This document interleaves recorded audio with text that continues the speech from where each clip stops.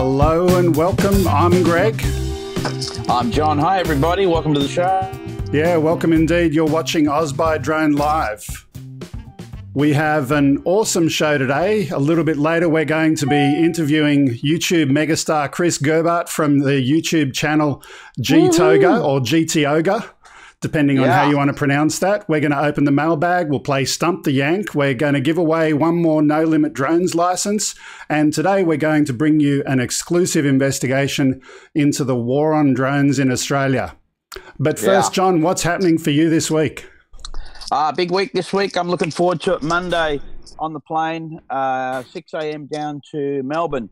We're going to the AAUS conference, and it's part of the big Avalon Air Show, of course. So the Australian Association of Unmanned Systems run a great conference down there. So we're going to be in the Melbourne City for a day.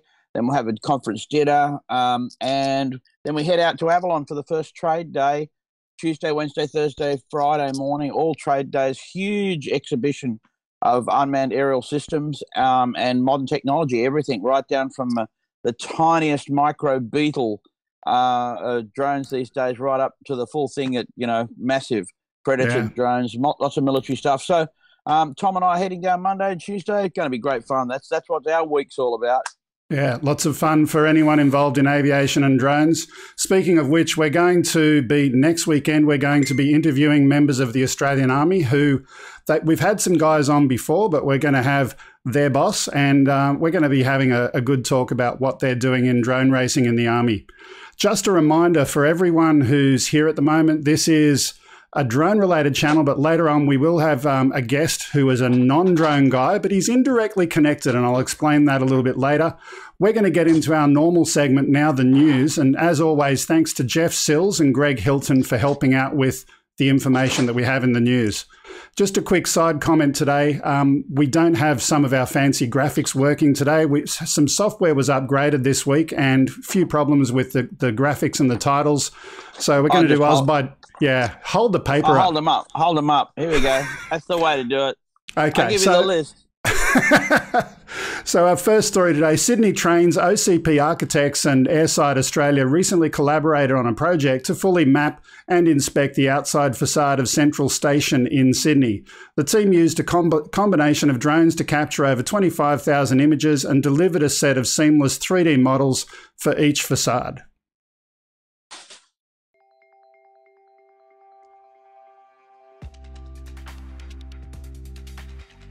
Sydney Trains and OCP Architects approached us to put together a proposal on whether we could use our drone technologies and other spatial technologies to produce an accurate and detailed photographic record of Central Station. My name's Otto Shahami. I'm a conservation architect. The railway station is over 100 years old. It's the pinnacle of New South Wales heritage. The task at the moment is to conserve the buildings. It should become the beacon of the best sort of conservation in New South Wales. The use of a drone will be a major step forward to be able to capture what's there now and then to add to it in later years. In the past, the way we've had to do this sort of work, we had to do it photographed from the ground, or we had to climb over the tops of roofs, and they were quite often extremely unsafe. So we're using different types and sizes of multi-rotor drones to carry out the inspections on the facade. So I won't play the entire video. I'll just fade the audio and leave that there in the background. So ultimately, another example of the use of drone technology to do 3D mapping, which you and I have talked about many times, John.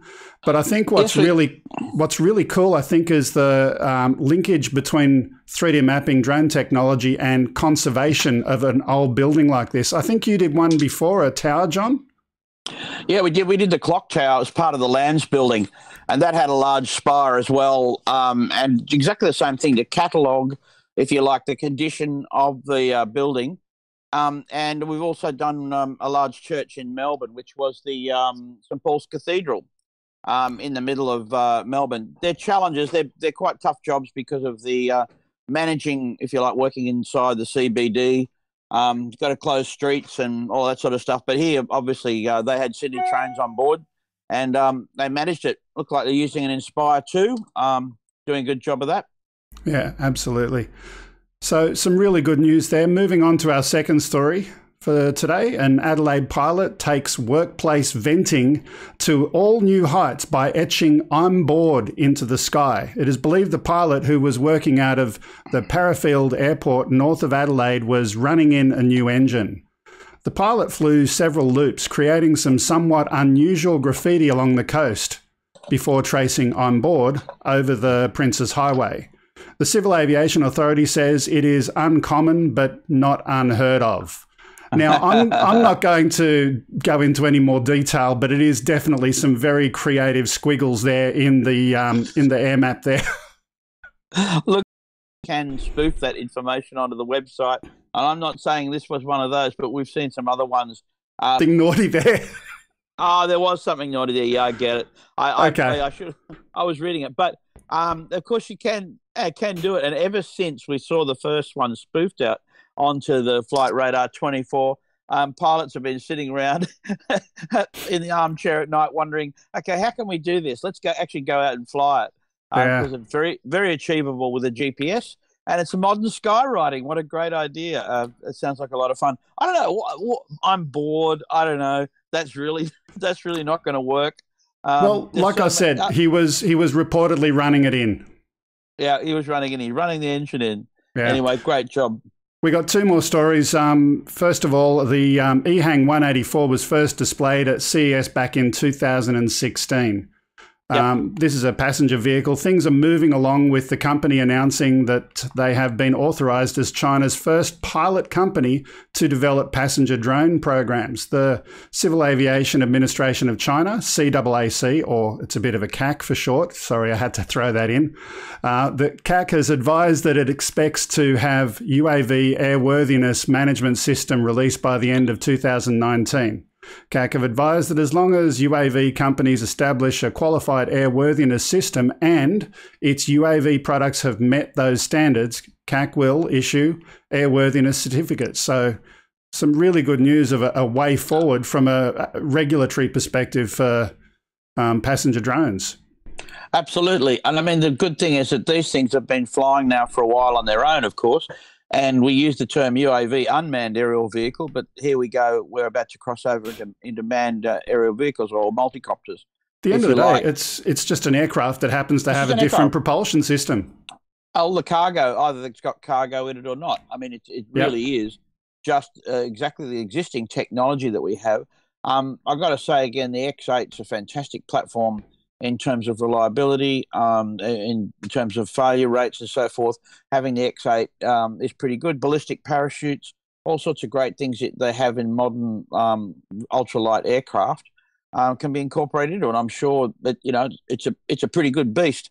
And as I say, it really just is cargo.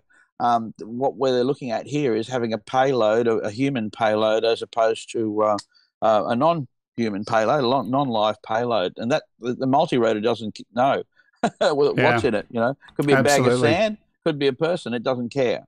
Yeah, absolutely. As we move into our final news story for the day, I'm actually going to open up our guest's microphone at this point. We won't introduce him yet, just in case he's got any commentary on some of this information. So we'll go do shot E2. So let's get started. So we move into our feature story for today, the war on drones. In the United Kingdom, the government is preparing to issue new legislation which will give police power to stop and search drone pilots near airports. And in the USA, the FAA is suggesting that drone identification cannot be in a battery compartment in case there is a bomb inside the drone when an investigator is looking for registration details. Of course, we know that all terrorists will put 100% legitimate information in their drones, so that's a really good, helpful measure. That's right. Yeah, you can count on that. Yeah, I would. I'd declare that. I mean, again, you know, a bit of catch up here. Of course, we're scrambling for ideas that have long since bolted. Yeah. And you know, I think really that in terms of making powers, the police always would have powers to question and arrest someone if they're doing something illegal. But I suppose there's a lot of this is media stuff too. You know, we've got. But this is now stop and search just for holding an RC controller. But anyway, that's the UK. But let's quickly move on. Here's the interesting bit. So this is everyone saying drones are bad, but in Australia, in the town of Tennant in the Australian Capital Territory, just out of Canberra, some locals have taken the war on drones to a new level. It was reported that a commercial drone was shot down. When I first heard about this story, I first double-checked to see if the story happened into Australia. I mean, shooting downs out of the sky is something we normally see out of those Texans, Chris. Here in Texas, the day that you're born, you're issued a birth certificate. They stamp your feet and they give you a shotgun. So, yeah, that's it. Yeah, exactly. But on the screen here right now, in Australia, to my surprise, this particular location, I found out there's been more than one drone shooting this year in the land down under. This one happened in New South Wales, and I contacted New South Wales Police Media about the first shooting, and they provided the following response. At about 10:30 a.m. on Thursday, 10th of January, a real estate agent attended a property on Dixon's Road in Burrell Creek to take aerial footage with a drone. It is alleged that the occupant of the property used a firearm to shoot the drone. 46-year-old man was arrested and taken to Taree Police Station, where he was charged with 8 firearms and other unrelated offences. New South Wales Police Media have confirmed that the man was remanded into custody and he will reappear at Forster Local Court on the 5th of March. Now, while it's good that this man was taken into custody, he is only answering to firearms and drug-related offences. No charges have been laid relating to interfering with the safety of an aircraft. John? We need to test. Well, here it is. It needs a test case. We've got the other side of the fence here, where our industry wants people to, we want to get into court so that people could understand that an aircraft, a UAV, whether it's manned or unmanned, is not something you can shoot from the sky. It's federal law. You can't fire lasers at a passenger aeroplane. It's illegal to do that. And it's illegal to fire a laser at an unmanned aerial vehicle or interfere with it in any other way. So it's just federal law. So we wanted to go to court and test it. In the same, on the other token, we've got a company now that we're working with, a security company that's tracking pilots next to the airport flying. They've got a guy now who they've identified using the aeroscope system, and they're getting ready to see whether he's going to deny it or they're going to go to court. I mean, Castor would like to go to court because they don't have powers at the moment, like the search like the UK. So what they need to do is say, well, if we need to stop people doing the wrong thing, we need more power and to legislate against it. But at the same time, in our world, the legislation is there. You can't shoot down a drone. You can't do it. And you should do it. People are going to, this for sure. I imagine the incidents in America are quite widespread, I would imagine, just because I have seen an Inspire 2 shot down. I have seen an Inspire 2 shot down in America, and it was pretty spectacular. But we'll come back to that. Just on this story, though, so about the current event, I also contacted ACT Policing to find out what happened with the recent incident. The official police media statement from ACT Policing reads as follows. At about 2:15 p.m. on Thursday, 14th of February 2019, ACT Policing responded to reports of a commercial drone being shot down in Tennant, ACT. Investigations into this matter remain ongoing. Anyone with information is urged to contact Crime Stoppers. For those people in the US who may not know, Crime Stoppers is the non-emergency place where you can report information either anonymously or not. But unlike the New South Wales event, no one has been charged at this time, and Google Maps show only 4 properties on the street in question. We're having a look at some photographs of the area now. 1 week after this incident, the official statement is still that investigations are ongoing. Yeah, a couple of things to think about, because we don't know yet, and here's another thing, if this was a power company or related to a power company doing power line inspection, with a LiDAR aircraft I heard, which was, worth $500,000. That was what I was about to come to. The report in the Canberra Times states that the drone is a LiDAR-equipped commercial drone that was engaged in aerial survey work for Evo Energy. The report further claims that the drone is worth $500,000. I contacted Evo Energy, who initially advised that it was not their equipment. They subsequently advised in writing that we are unable to provide any further comment as this is a police matter. Mm-hmm. Well, we can speculate, and just in looking at the situation that's here, if they were flying BVLOS, and if they were flying BVLOS doing power line inspections and they necessarily weren't keeping an eye on things, then there'd be a reason why the operator wouldn't want to necessarily take it any further. But we'd have to see that. I mean, there's a lot of stuff you just don't know. What I do know, just on that topic, John, I did have a look at the Evo Energy website. They specifically talk about their safety procedures, and they do make very, very specific reference to BVLOS. They very clearly call it out. Now, we don't know what was there, but from what we hear, there is another company, and I think I know who it is, but they've refused to comment at this point in time, so I don't want to name them without confirmation. But, another company who does commercial drone work of this type, and no one is owning up to saying it's my drone, but it's $500,000 worth. Well, there's a lot to be said for that, and you'd have to think about it. I mean, these are big contracts.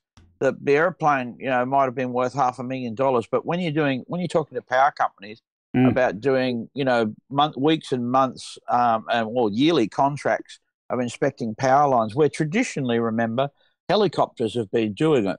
Which used to cost a lot more money. Absolutely. Well, you know what? Here's the thing. I just saw some cost reports on that, and it's actually not much cheaper as we thought. You think a helicopter would be much cheaper. Guess what they're saying is the most important thing is that the drones do a better job. They can get closer images. They have more accurate, because the helicopter's just not able to get the same accuracy. So the drones, yes, certainly beat the helicopter hands down. Interesting how, Robinson R22, you got two guys, you got two wages anyway, but the cost of operating a $500,000 UAV, the helicopter's only worth that much money, probably less. You could probably buy a Robinson R22 to do that job for $300,000. Yeah, and operate it for not much more. So but the point is, the drone is cheaper, but it does a better job. Just a quick comment, reading from Mark's Droneworks. Hold on to that thought. CASA will follow FAA and the UK on a lot of on-the-go enforcements. I thought so too. So with the aircraft of this value being shot down out of the sky, I contacted CASA for comment. The media liaison representative advised as follows. In a case where a potential criminal act occurred, the relevant police have the lead in an investigation. CASA may assist. In other words, nothing to see here. They're not investigating at this point. They're not doing anything. And neither's the ATSB. I know you contacted them, Greg. Absolutely. On the topic of this purpose, I asked CASA specifically about mandatory reporting to the ATSB, and they said it is mandatory for a licensed commercial drone operator to report this type of event to the ATSB. For those in the US, this is the same as the NTSB, your National Transport Safety Board. I then contacted the ATSB for comment, and their official media statement is as follows. As stipulated by Transport Safety Investigation Act 2003, the ATSB's function is to improve transport safety. The incident involving a commercial drone near Canberra earlier this month was reported to the ATSB. However, the ATSB will not be conducting an investigation, as after assessing available information, it was deemed an investigation would not be of value to improving transport safety. What really alarms me here is the lack of response in the aviation sector. We live in a world where aviation regulators and safety organisations will investigate a plastic bag in the air that someone thinks is a drone, but shoot one out of the sky, and it's left up to Constable Plod from the local police. What scares me even more, drones are just another aircraft. Federal aviation legislation details multiple offences relating to interfering with the safety of an aircraft. But if it's a drone, no, nothing to see here. No charges under those laws before the courts. Well, be clear, the interfering with the aircraft, if now they haven't got the drone, they've got to use a helicopter again, and the same shooter decides to shoot the helicopter out of the sky, they're breaking the same law. They're breaking the same law. Mind you, their actions could cause fatality and actual bodily harm. But don't you think that might change the approach by the ATSB and CASA a little bit? Yeah, but don't forget the story we looked at before. We were looking at the EHang, right? So a drone can be a passenger vehicle, but it's okay to shoot drones out of the sky, and there's no safety matter to be investigated. No, look, we've got a long way to go. Here's the thing. It's just not going to happen overnight, and you're going to always have so much of the public are going to be thinking there, I'm going to get my gun. If I see one, I want to shoot one out of the sky, particularly if I can get away with it. And that's the problem. We need to actually advertise now that this is illegal and put it out there so that people don't do it. But it's going to happen. It's going to take a serious incident. I thought that would be serious enough in Australian Capital Territory. It was a reported expensive aircraft. So who knows? Yeah. So that's all the news for today. A bit later on the show, we'll open up on the chat to see what you all think about this. But now it's time for our guest, the one and only Computer Geek YouTube superstar and silver play button recipient and lover of tow trucks, Chris Gerber. Hey, guys. Thanks for having me here. Hey, Chris. Welcome, Chris. We don't have the fancy titles today. Apologies. The graphics are on holidays. We'll pretend something is right down here. Yeah, it's there. It's there in our dreams. But anyway, Chris, you're in a location looks very impressive there. This is your normal location of operations? Absolutely. This is GTOGER Production Studio 7C. It's in the eastern wing of GTOGER headquarters here in Dallas. No, I'm going. Love it.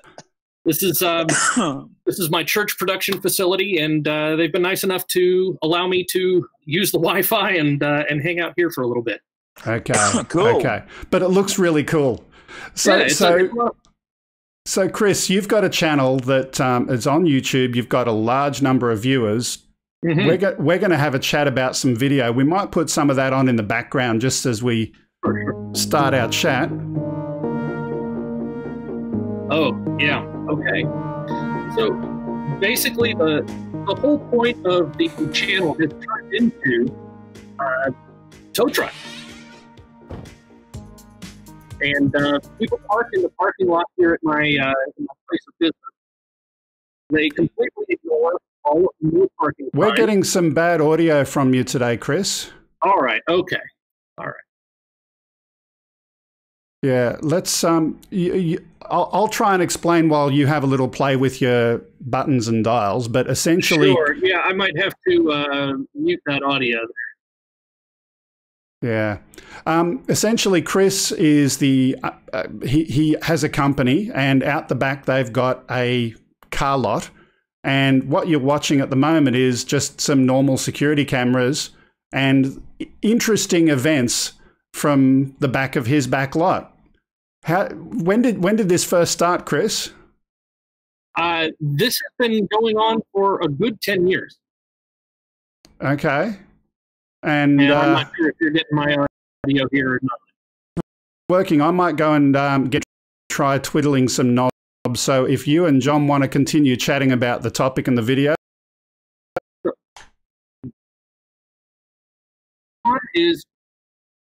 And now that tends to have sort of the ring to get in the big city. One of your videos, and this one is a good example because it's got a little bit of everything. We see the initial vehicle being left out the front, and the person going away. Here we've got some other side stories about a scooter that they've got in Dallas where you can use scooters with iPhones and all sorts of other fun stuff. Exactly. Yeah. And ultimately, right after any of my viewers in hello Drumbeat Nation, any of my viewers who happen to know what's coming next, and that's what everybody refers to as hashtag drumbeats. Yeah, I'm just waiting for it now. It's coming. Right there. So I'm just turning up the audio from the video. This particular theme song is now dedicated to Chris, just about, and no one else. Everyone knows this song. It's when someone's going to come and tow the vehicle away. And these videos are just so addictive. You're waiting for, you know, there's other videos that I've seen on the net. You're waiting for, will it happen? Won't it happen? Will they get away? It's that kind of hook that makes it very addictive. Yeah, I think it's been strangely effective. You know, I certainly didn't ever set out to say, yeah, I'm going to start a YouTube channel, and I wonder what kind of content I'll put on there. Oh, I know. How about some tow trucks? That's kind of the last thing that would have come to mind for me. Yeah. But it seems to have captured some hearts and minds, and so long as people keep parking where they shouldn't, the tow trucks can keep coming, and I'll continue making videos.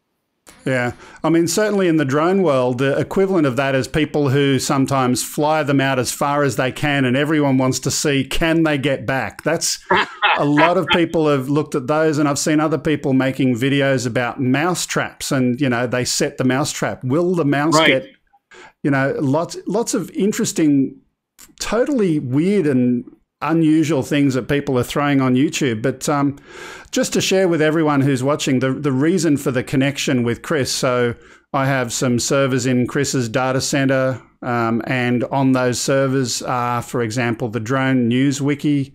So that's how I came to know Chris, through the IT kind of side of the world. Yeah, absolutely. Just as we watch the end here, we've got the last part of the traditional video. This particular one had some Star Trek references to shields up, shields down, and, you know, that's where this guy's putting his hoodie up and down. Great sense of humor in there, but there's always kind of the sad story at the end of those videos. Yeah, absolutely. There's definitely a theme that we carry through pretty much every video. It's an upbeat music to start with when the person is going to park. Maybe there's some B story that goes on, and that's typically going to be some upbeat music. Then it's time for the tow truck. That's drum beats. And then after the tow truck, it's typically the person who got towed. Their car's missing. They come back and they're looking around for their car. They find no car, and of course there's sad music that has to play. Yeah. I actually like one of the sad music. I think it was called Sarah's theme or Sarah's theme or something like that. I've used it in one of mine. It was a nice song. Good one. You better be careful, because if you use the music that's become known for the tow trucks, actually people will email me, or they'll post me messages on YouTube and say, I heard somebody using your music. It's YouTube library. It's all good. Yeah, confession time. It's not my music. It belongs to everybody who creates something on YouTube. So how many subscribers are you up to now? I think we're right around 170,000 last time I looked. And I'm sitting at 1,000 and something. Oh, well. You know, we all have to start someplace. Yeah, look, I'm having fun doing this. I don't do this to, you know, and I think you would make the same comment. You didn't start out trying to be a YouTube megastar. You just put some stuff up and you had fun doing it.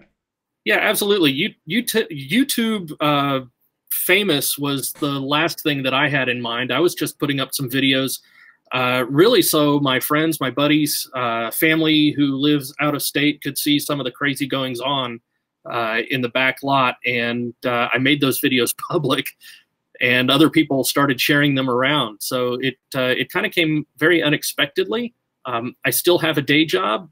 I very much intend to keep my day job, but yeah, the YouTube thing really took off in a way that I did not expect. Yeah. So to the people in the chat room at the moment, we're going to have a look at your chat questions in a little bit, and before we do that, we're going to have a quick little segment so we can just watch some video, have a little break, and then Chris and I, we're going to come back and have Stump the Yank. So for those who are not regulars on my channel, it's a little bit of a quiz question where we normally ask something like Australian slang of an American visitor or guest. And today we got something a bit unusual. But before we do that, let's have a look at this week's FPV Corner. Chris, it was awesome to talk to you. So stick around and we'll chat some more shortly. You bet. Glad to be here.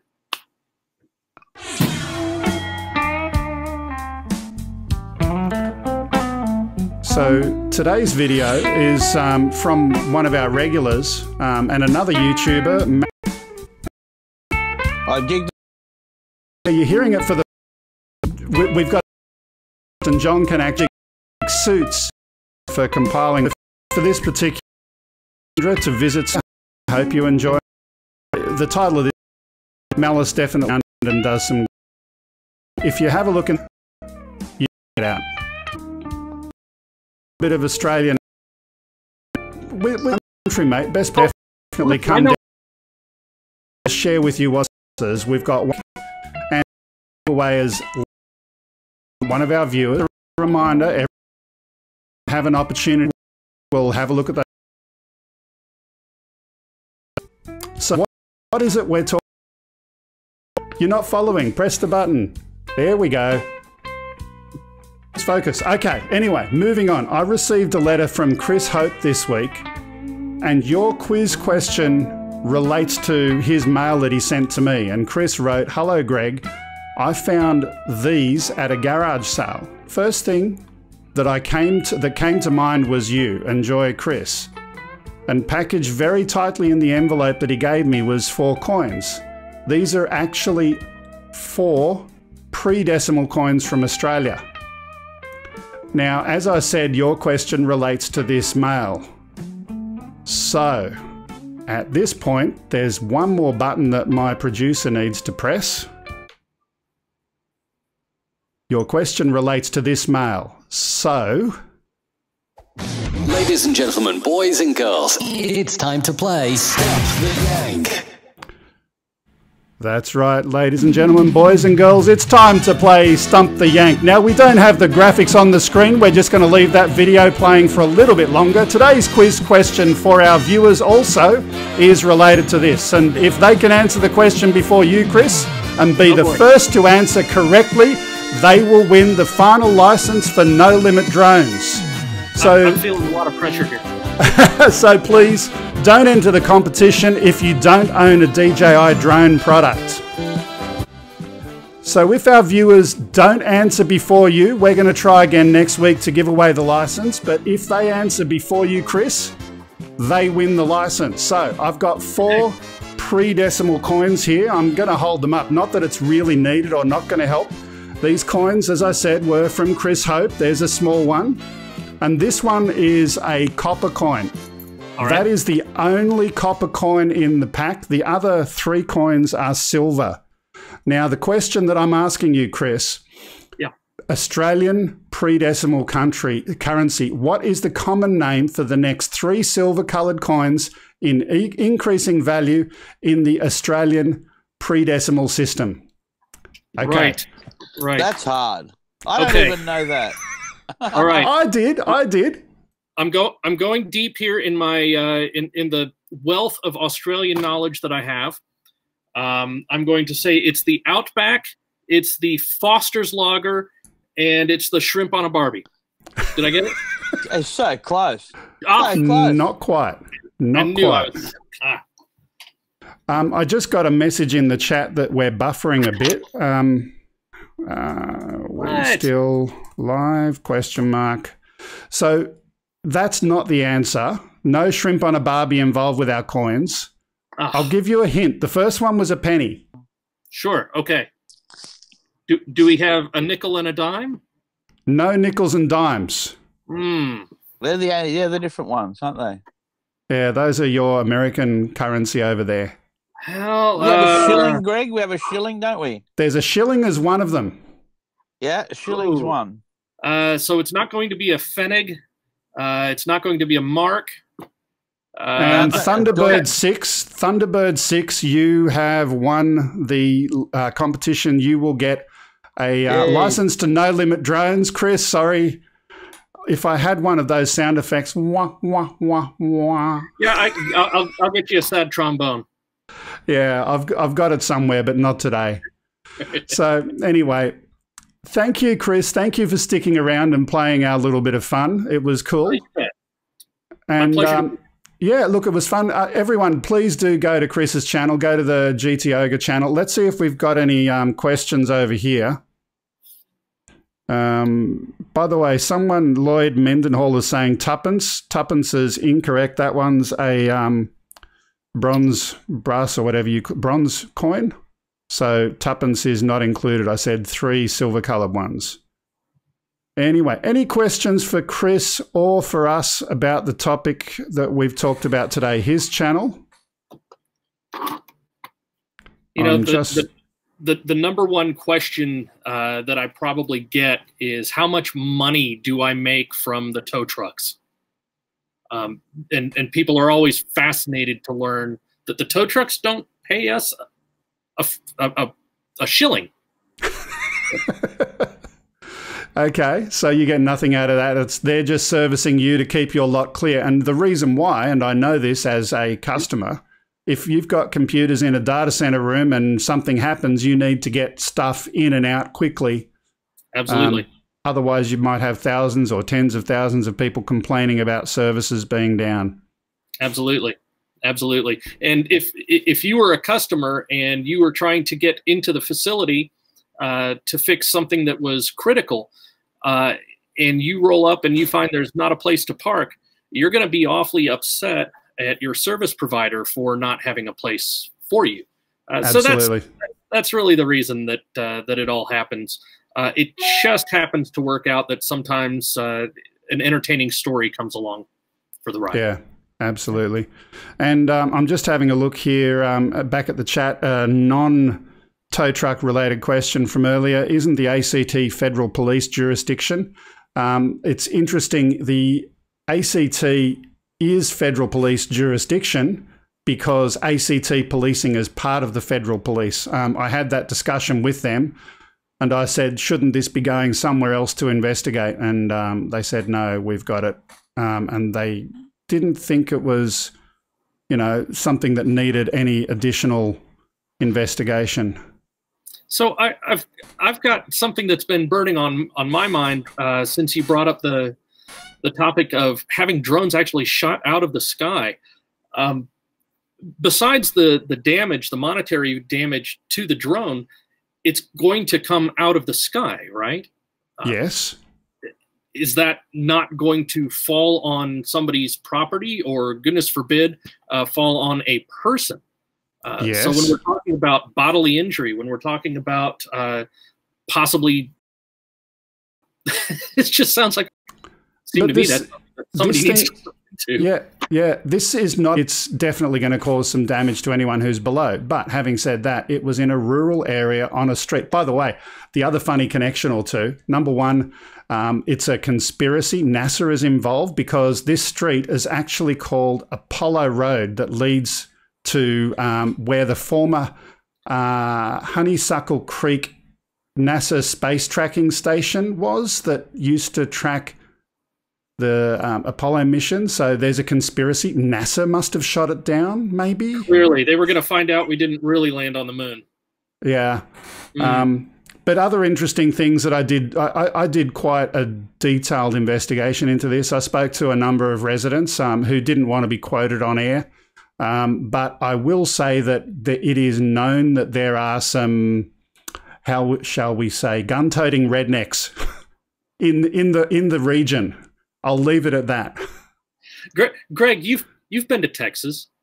Yeah. Yeah. Okay. All right. Feels like home to you. Hey. Anyway, let's have a look. Any other questions? GTOGER, do you have a favorite video or event from Rebecca G? Do I have a favorite video or event? Gosh, you know, it's probably one that we revisited either last week or the week before. And and it was a video about the Mad Hatter. It's a guy that showed up in costume as the Mad Hatter. I'm assuming that the gal he had with him was Alice. Anyhow, they showed up in this Pontiac G8, which you guys know as a Holden Commodore. And it was just a very, very strange thing.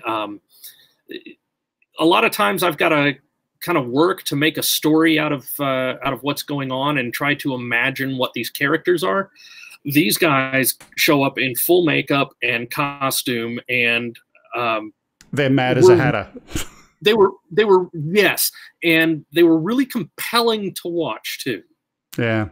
One thing I'll just say for those who are not regulars of your channel, the videos that you have, I'll ask your guests to imagine what a tinkle timer might be.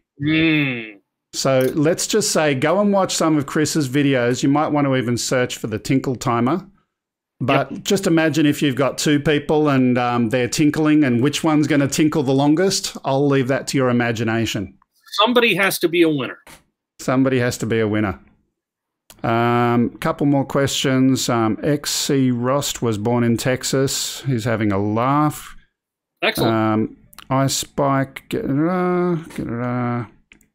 Yeah, just a quick side topic. Have a look in the chat and vote for Ice Spike. He's got a link there in that road thing there. There's a podcast competition. He's a great guy.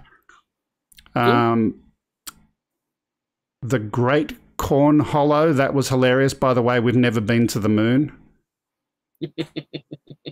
Yeah. Look, there's lots of questions there, and we'll leave the chat there for the moment. Chris, if you want to stick around in the chat and say hello to a few people, that'd be really cool. You bet. But thank you for being our guest, guys. Thanks for having me. You got a great channel. This is a lot of fun. Yeah, we like to have fun. Excellent. See you another time. Cheers. Thanks, guys. Chris. Bye. See you, Chris. So, like I said, John, it was a little bit unusual today, a non-drone related guest. But like I said, you know, we've got some indirect server connections sitting in his data center there. So yeah, lots of our friends are YouTubers in terms of just using their aerial footage on YouTube. You know, it's absolutely part of the whole story, developing an audience and you know what makes your channel. I saw a great comedian the other night saying, you know, he was just addicted to YouTube channels where some guy says, you know, here's a YouTube guys that going to show you how to get the last bit of toothpaste out of your tube. Stick around, I'll show you how, you know, and like lots of DIY, you know, and some of them are great. You learn some fantastic things on them. They really are. And other things, you know, people are going, oh, look, just get another tube. Get another tube. There's another one that I actually watch, a guy by the name of, I think it's Steve Hofstetter. And he is a famous comedian who's famous for dealing with hecklers. And yeah, go and search that one as well. I'll check that out. Yeah, just a couple of things, some more mail. I received 2 other letters this week. Wayne wrote to us about 2 topics. Firstly, he shared the link about the Canberra drone that we've already talked about. That's already on our radar. Thanks for sending that. He also shared information that again, Canberra related, the ACT government is conducting an inquiry into drone delivery systems in the ACT. So this is independent of the trial. This is an inquiry because some people weren't happy. But I guess we know how that inquiry will go, considering they're shooting down drones around the region. That's right. Yeah. So anyway, moving on from that, our last segment of the day today, and please do continue to chat to Chris in the background while we play this, but we get to the part of our show that many of our regulars say is their favourite. We're off to see The Wizard of Oz as we explore Australia. Yes.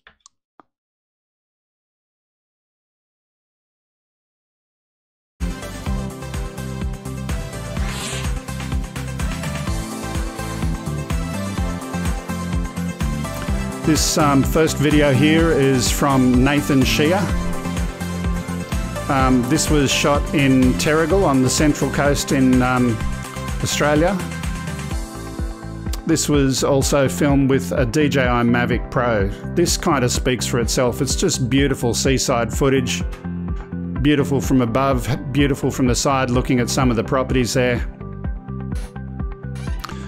And I know Chris is still sitting in the background and watching on the sidelines. I just say to Chris, this is why you've got to come to Australia, right? Just watch this stuff. Let me open his mic again, why not? There we go. Yeah, this is absolutely gorgeous, and someday I'd really like to come be your guest. Yeah, we'd love to have you here. The other person that we're hoping to have come to Australia is Ken Heron. The second video, just briefly, is Droning on Australia is the channel, Mount Kuhnert. Anyway, I can't say it any better than that. Second video is in the Sunshine Coast.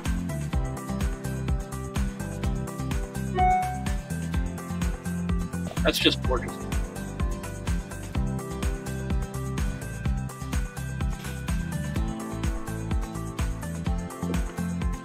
And as I was talking, I'm just questioning if we moved into this footage for us and editing it together.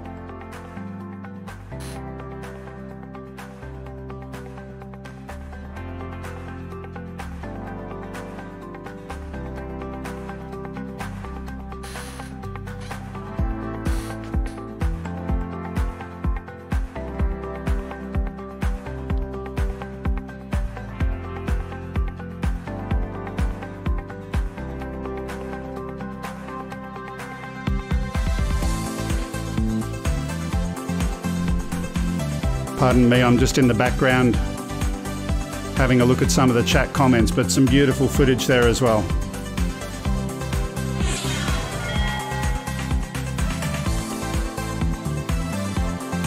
And the next one, this one's actually a complicated one. We've got multiple pieces of footage edited together here. This one's by D-Drab Drones, and he calls this Abandoned 4. Canberra, Goulburn and Batlow. The first section of footage is from Mittagong Maltings, one of the best sites for droning, and on the day he visited he saw at least 3 other droners in the area. Then he moves on to the Kenmore Asylum, privately owned and heritage listed, which means no entry without permission, but it is accessible during History Week. And I'm really impressed by the fact that he goes to the trouble of talking about how to get permission to enter some of these abandoned places to go and film them. But this location, 7 deaths at Kenmore, began to plague the complex early in its history and is now believed to be haunted. Then after that we move into the former CSIRO headquarters, currently being demolished to make way for new apartment blocks. If you've got the opportunity to drone this site, be aware that it's likely to be occupied by workmen. And that there's a school next to the complex. Again, really good safety information about what he's doing when he's going and droning these abandoned locations. But he recommends to visit on a Sunday or a public holiday. And then after that we move into the Mountain Maid Cannery, which closed in 2002. Situated in Batlow, the cannery stands defiant to the elements. The area around the complex is populated, so care must be taken. Area is fenced off, however. He spooked a large group of teenage boys in the complex on the day that he was flying, so there must be a hole in the fence somewhere. And the final one that he's got in his section there is the Alexander and Albemarle buildings. After being abandoned for 8 years, these buildings in Woden are currently being renovated and repurposed. The buildings are featured heavily in daredevil Instagram posts in the last 5 years and became a concern to locals. He says, I would not recommend droning there at all, as it is a built-up area and there may be workmen around. He shot it the day before Christmas, early in the morning. Again, really, really good kind of thinking about someone who's droning abandoned properties as to the safety factors. And his final one, the St John's Orphanage, amazing place to drone. However, be aware of houses along the fence line on the far side of the orphanage. Sadly, it suffered fire damage on 2 separate occasions, easily accessible, and one of the more enjoyable sites to capture. And his final comment that he makes, this video would not have been made possible without a loving wife. And I agree with that wholeheartedly. I've got my wife. You've got the world's best producer right there. Of course. You can't get better.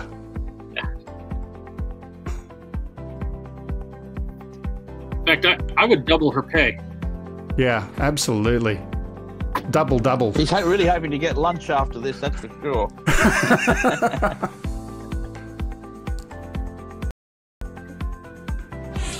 Media, Phillip Island from above. Phillip Island in Victoria, recorded with a Mavic 2 Pro, recorded in December 2018, but just published this week.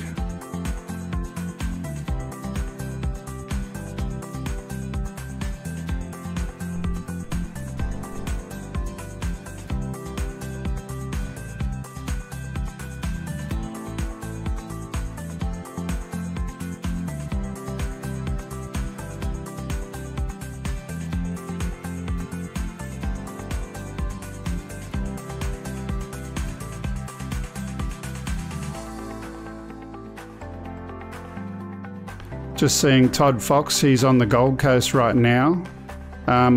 Todd's asking, how do you send footage to me? He's visiting Australia and some things to share. I'll put up at the end of the video my email address, but the quick version is upload@gregkuhnert.com. That'll be on. Actually, I can't put it on the screen today because the titling system is broken. The graphics is not working. So you can work out my name from the video description, upload@gregkuhnert.com.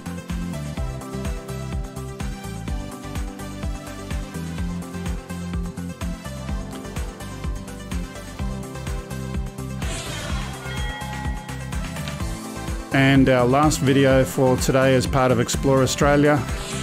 As I get back to my notes, this is from Fuzz Digital. It's a Mavic 2 Zoom that was used to film this, and he was doing some test shots in the Pilbara, Western Australia, testing out the capabilities of his new Mavic 2 Zoom, features filming some of the lovely sunrises that the Pilbara region has to offer. He says, only my first few flights ever, so please be kind. But hey, tell you what, have a look at that right now. Just some fast motion through some of that across the water there. Looked absolutely gorgeous.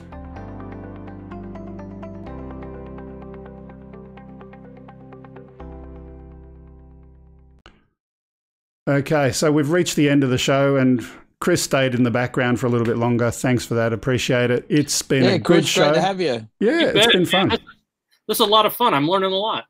Yeah, we've had I may a have lot to of get fun. a drone to patrol the back lot. You know what? The East Wing. You know what? The tethered drone sitting permanently flying above your building with the ability to go to whichever part you want. It can stay up in the air all the time. That'd be a perfect solution. I thought we had it going on with some pan tilt zoom cameras. Nah, boy, we got to go aerial. Have you seen those cameras that they've actually got a box that you can mount on the roof or inside your property somewhere? It's a charging station, and you can launch the drone automatically from there, get it to go and do a patrol, and then come back and land itself back in the box and charge itself afterwards. All right, I'm going to have an executive meeting with my chief financial officer on Monday. Also known as your wife. Yeah. Yeah. They've never seen more zeros, man, on a box like that. All right, maybe we'll have to hit a couple more thousand subscribers in order to make that work. Yeah, absolutely. Help me out, fellas.